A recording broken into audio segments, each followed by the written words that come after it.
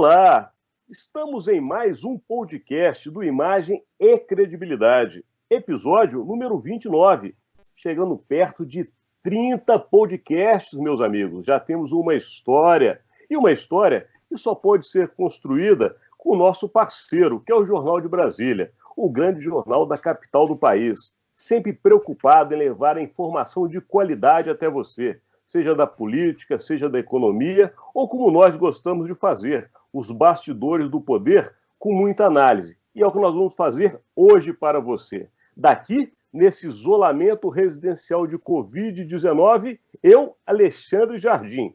E daí, quem fala? Aqui Rodolfo Lago, também de casa, né? Aqui esperando que tudo volte ao normal, que tudo corra bem, que a gente tenha saúde para enfrentar essa situação toda. E aqui, sem perder o otimismo, também de casa, Estevão Damasio.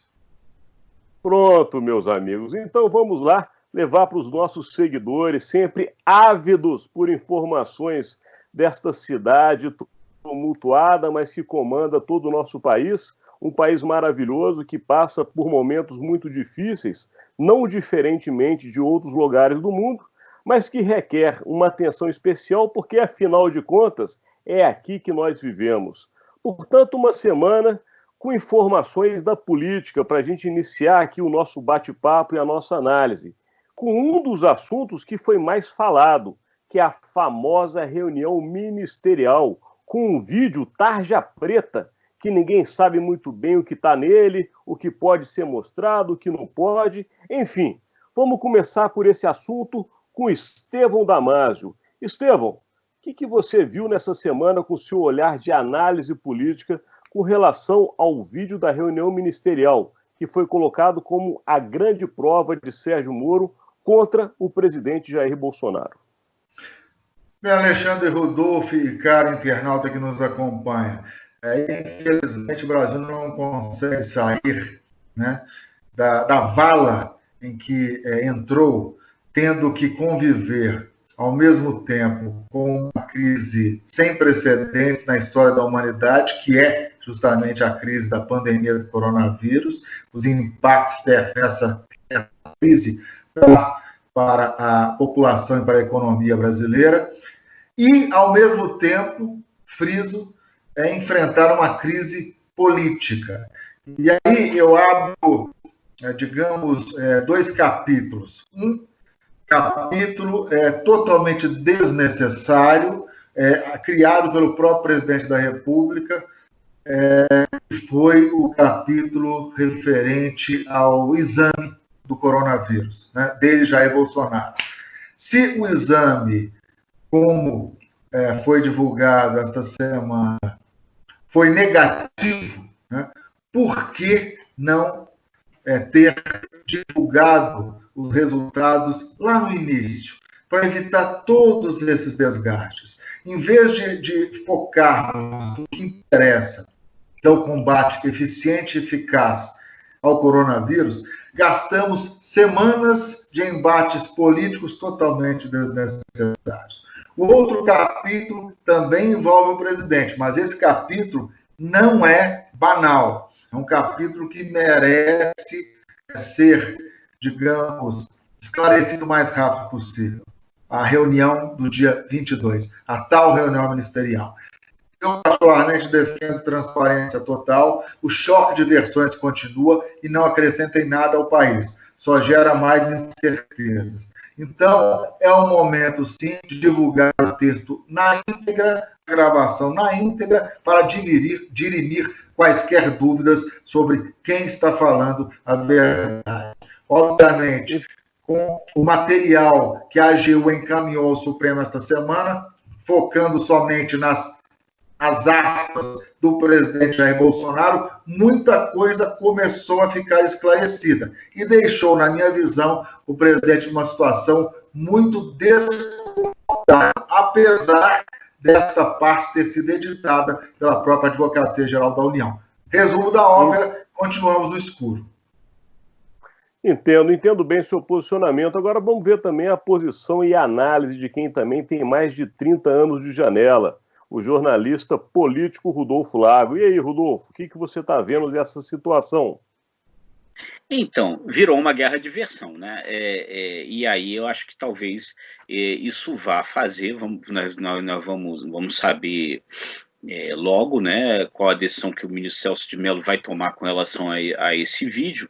No momento que nós estamos aqui discutindo, ele ainda não tomou essa decisão, mas fica para mim claro que nós vamos ter que saber de fato o que se disse naquela reunião, né? Porque o ministro Sérgio Moro afirma que foi uma coisa, né?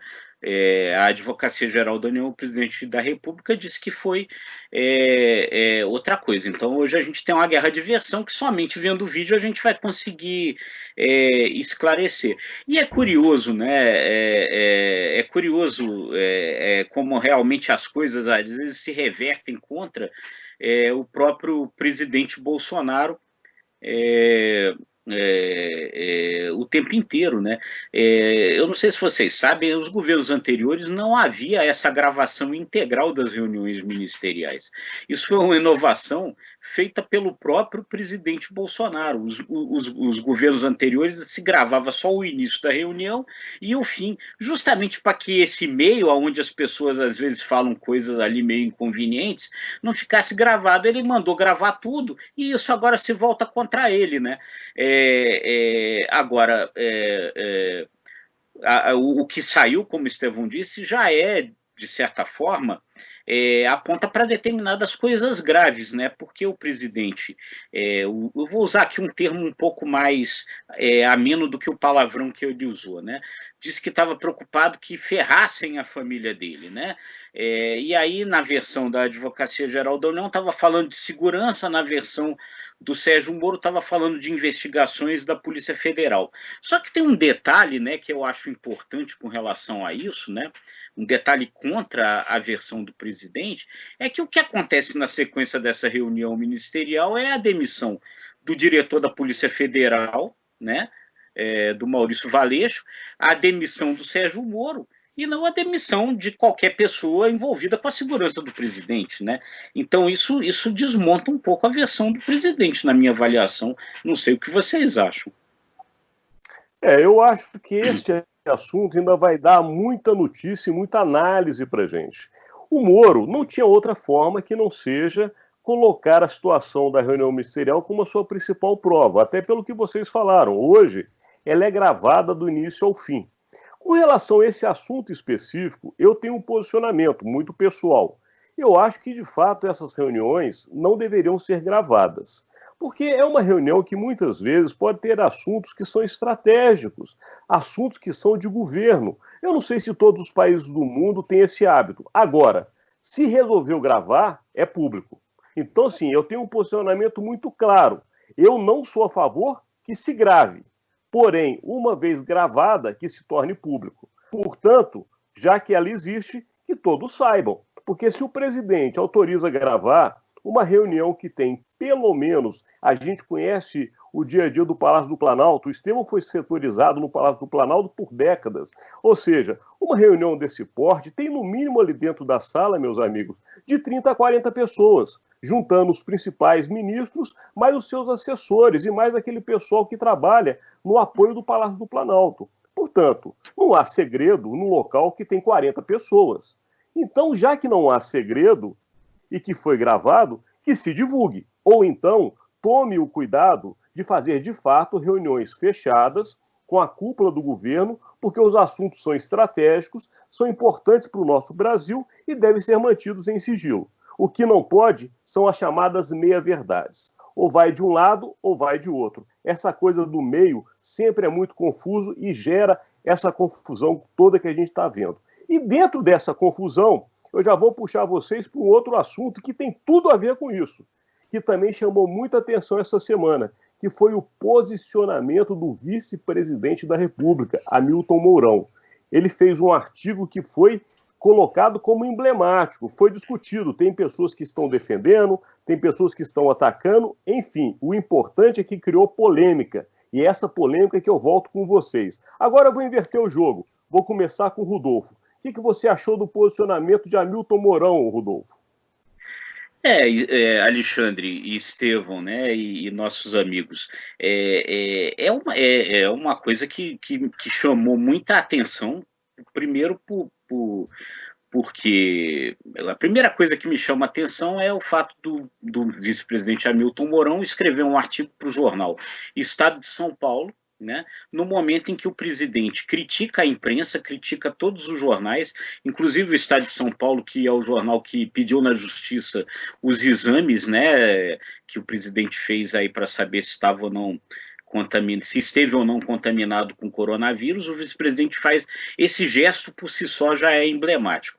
E aí todas as coisas, então, que o vice-presidente Hamilton Mourão fala no artigo, quando ele fala que nós estamos fazendo muito mal no combate ao coronavírus, porque nós estamos brigando, todos os poderes, todo mundo brigando um com os outros, no momento em que a gente devia estar unido, né? Primeiro sinal que chama a atenção, se você ler ali o início do artigo, o vice-presidente está mandando um recado para o seu presidente, né? Porque ele é que anda brigando aí com todo mundo.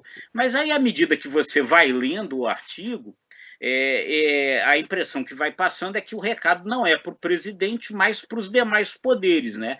Ele pega e diz, então, que o Brasil é uma federação, e uma federação, portanto, o comando é do presidente da República, e que, portanto, os governadores deveriam se submeter às ordens do presidente da República no que diz respeito ao combate à pandemia, né? Depois ele fala que é preciso haver respeito entre os poderes, né? E aí, então, ele pega e parece, então, estar fazendo uma crítica aos demais poderes, ao Congresso, ao Supremo, principalmente, por conta das decisões que o Supremo tem tomado, que muitas vezes desautorizam ali as decisões tomadas pelo presidente. Então, o artigo parece começar como sendo uma crítica ao presidente, e ele depois descendo, ele parece ser uma crítica aos outros, né? E é isso que gerou muita polêmica, porque muita gente interpretou de um jeito, outras pessoas interpretaram do outro, né? Agora, o vice-presidente Hamilton Mourão tem razão num ponto aí, né? Na minha opinião, ele tem razão num ponto aí, né? Ficar brigando numa hora dessa, realmente é uma péssima estratégia, independentemente de quem esteja brigando com quem. Brigar contra um inimigo invisível, microscópico, que está matando muita gente, é uma estratégia que não é das mais inteligentes, né?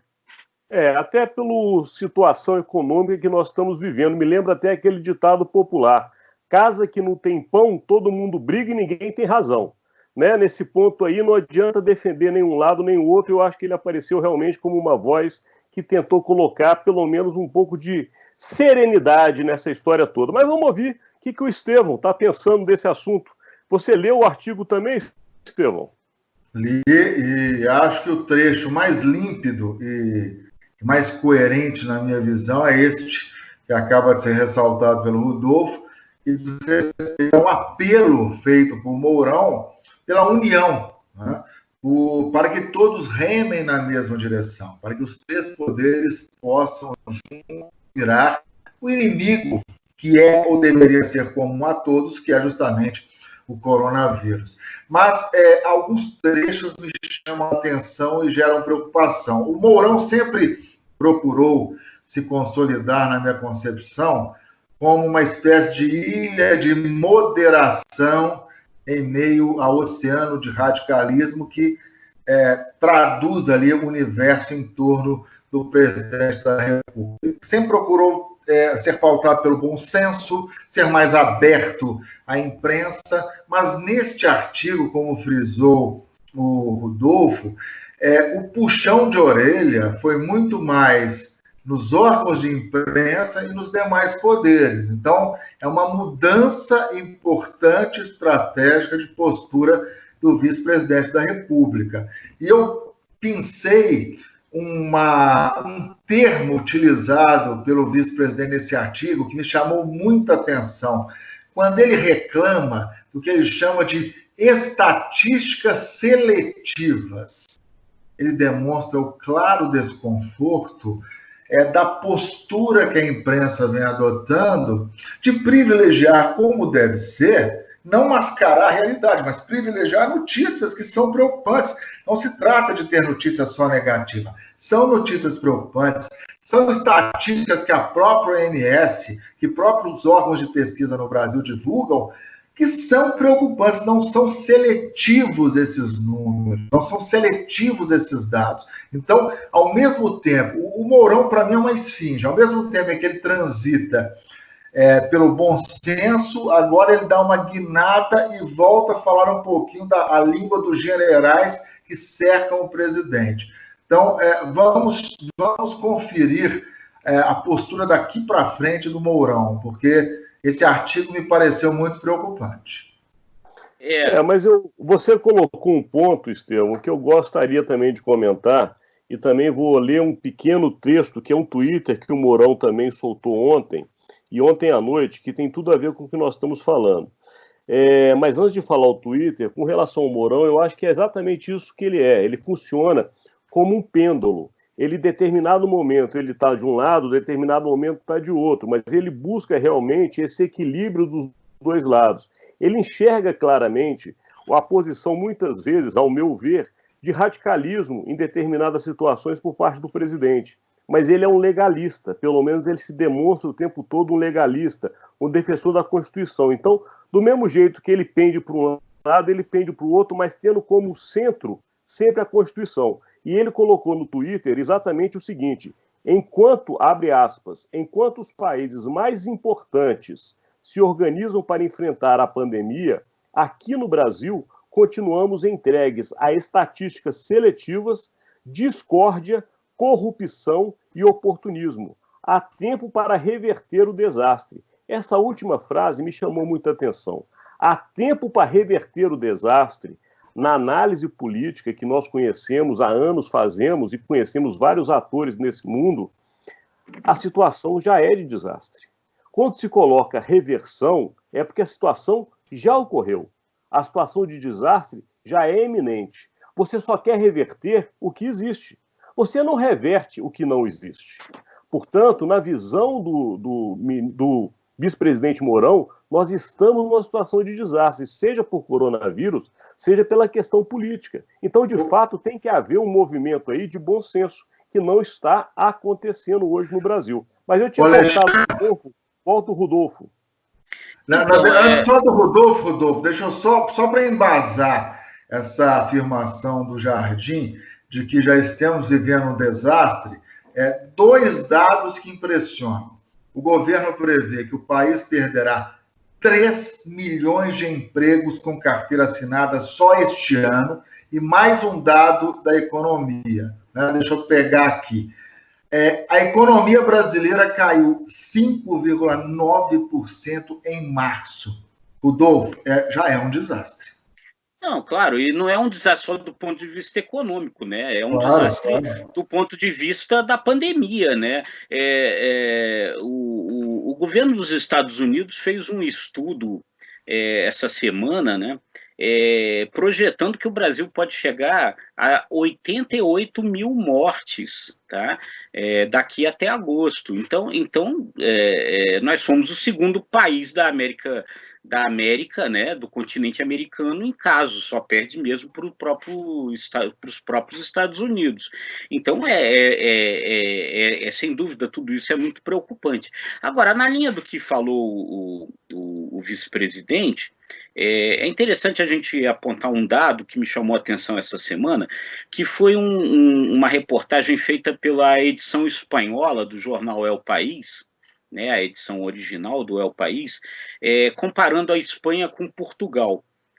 São dois países vizinhos, né, na mesma Península Ibérica, né, e aí o El País, então, tentava analisar por que é que em Portugal não teve muitos casos. Portugal foi um país bastante preservado em comparação com outros aí, com relação à Covid-19, e principalmente comparado com a Espanha, onde a coisa foi trágica, né? E aí a conclusão do El País vai muito na linha do que disse o vice-presidente Mourão. O segredo de Portugal, segundo o jornal, é que lá em Portugal as forças políticas todas se uniram desde o primeiro momento.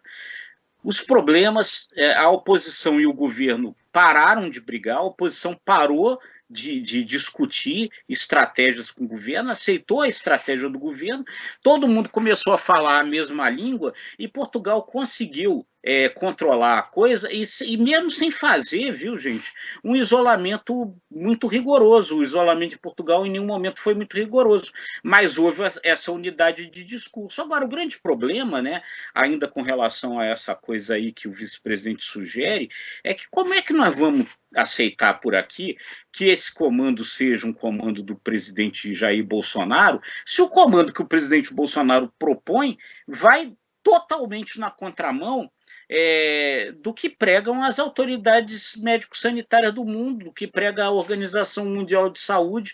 Fica meio difícil aceitar esse comando desse jeito. Eu acho que isso é que está gerando essa confusão toda, né? Eu acho que se tivesse um pouco mais de serenidade, de bom senso, vindo ali da parte do governo, isso talvez fosse possível de se fazer, né? Mas eu acho que, ao contrário ali do que pode, às vezes, sugerir o que tem dito o vice-presidente, o problema, no sentido de sintonia, da briga, ele está saindo do Palácio do Planalto, daquele cara que ficava naquele terceiro andar do Palácio do Planalto, naquele gabinete bacana. É a história da pandemia e o gabinete presidencial, de fato, eles é que tem que entrar num acordo entre eles, porque está havendo um choque de cabeças entre o terceiro andar do Planalto, como você bem colocou, Rodolfo, e a situação grave que o Brasil e o mundo vive, que é da pandemia. E dentro desse cenário, ontem, vocês também acompanharam, saiu a edição de uma medida provisória, no mínimo interessante, né? Uma medida provisória que chamou a atenção aqui em Brasília e também vai repercutir em todo o Brasil, que permite aos agentes públicos, neste momento específico de coronavírus, uma certa afrouxada, podemos dizer assim, no que são os bons costumes da administração pública federal, deixando inclusive a possibilidade de erros, desde que não sejam muito graves, com dolo ou com, obviamente, situações de aflição para a população, como erros menores, inclusive envolvendo liberação de recursos públicos no combate a coronavírus. E isso acontece num dia que a gente viu um grande empresário carioca, né? O empresário carioca foi preso por justamente tentar superfaturar, que é um absurdo, equipamentos para ajudar no combate a coronavírus. E aí a gente tem no mesmo dia uma medida provisória que pode liberar recursos para empresas nesse momento. Eu quero agora voltar para vocês. O que vocês acharam desta medida provisória num momento como esse?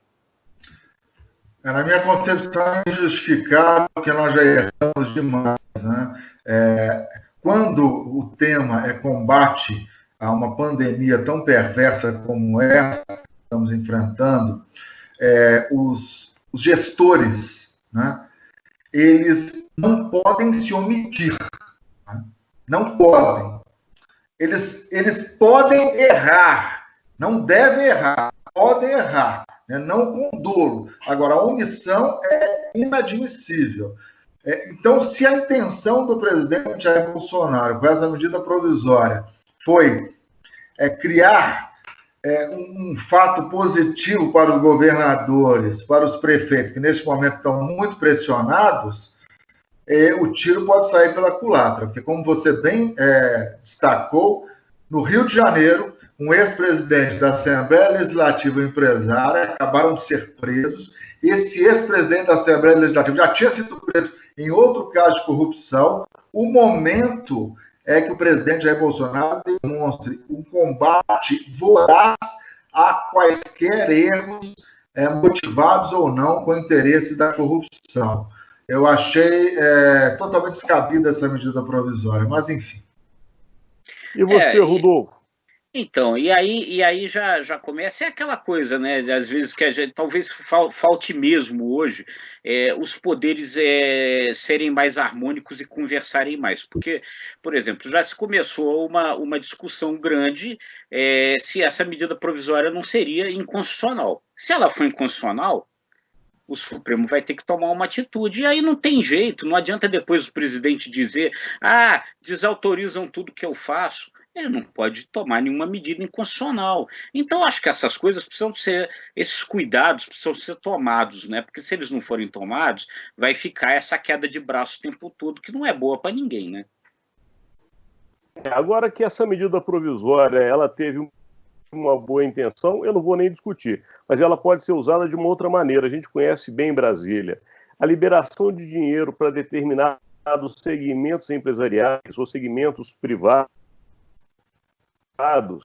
taxas de campanha no futuro, né? Você libera para algumas empresas, você tem uma certa afinidade nesse combate em momento terrível do coronavírus, e dependendo do que se libera, isso pode virar um caixa para daqui a 2 anos. Isso acontece também na política.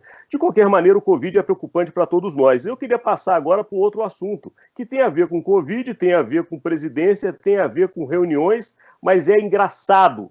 É uma situação, no mínimo, pitoresca, que eu queria que o Rudolfo contasse.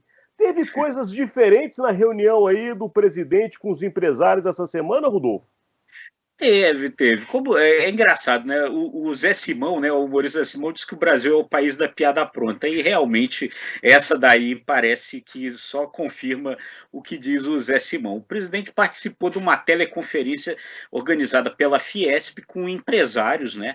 E aí ele foi duro, né? E aí até um pouco, só fazendo uma pontuação, na linha dessas coisas. Fala de união e tal, não sei o que, o vice-presidente fala de união, o presidente vai nessa teleconferência e conclama os empresários a declarar guerra aos governadores, né? Desobedecer medidas de isolamento, esse é um momento de guerra, tal, parará, e aquela coisa com essa gravidade toda, né? Aí um dos soldados, vamos chamar assim, né? Os soldados, entre aspas, que está participando da tal reunião de empresários, meus amigos, lá na teleconferência, aparece lá um dos vídeos, o cara está pelado, o cara está sem roupa. O presidente Bolsonaro para a reunião e fala para o Paulo Scaff: ô Paulo, tem que dar uma parada nisso daí, Paulo. Olha o cara lá, Paulo. Aí o Paulo Guedes do lado pega e diz assim: lá o cara tomando banho, tá peladão. Gente, pelo amor de Deus, fica difícil ser sério numa situação dessa, né? Por favor, né? O Paulo Scarpa até teve pedido desculpas ao presidente, mas Scarpa pediu desculpas pelo inconveniente, pelo incidente do Peladão. Não, mas eu não entendi. Meus amigos. O presidente fala: o último quadrinho ali tem um camarada tá pelado. Eu não sei se ele era marido de uma empresária e passou lá no fundo, e ele não estava participando debaixo do chuveiro da reunião, não pode. Não pode. Devia ser jurante. É por essas e outras que a gente, apesar de muitos tormentos e sofrimentos, ainda amamos esse Brasil, porque, de fato, esse país é muito engraçado. Meus amigos, estamos nos aproximando do final. E eu queria deixar aqui nesse encerramento um convite muito especial. Na próxima semana, nós vamos fazer 30 episódios, vamos comemorar, né, o nosso 30º podcast. E eu gostaria que você aí de casa interasse com a gente, ou interagisse, melhor dizendo, conosco. Fale um pouco do que você quer e que você gostaria de ver comentado aqui no nosso podcast. Dá uma opinião, enfim, traga para nós essa interação, porque é você que faz esse podcast acontecer. Claro, juntamente com o nosso grande parceiro, que é o Jornal de Brasília. Eu me despeço daqui, em tempos de coronavírus, esperando vocês na próxima semana e agradecendo a todos pela participação.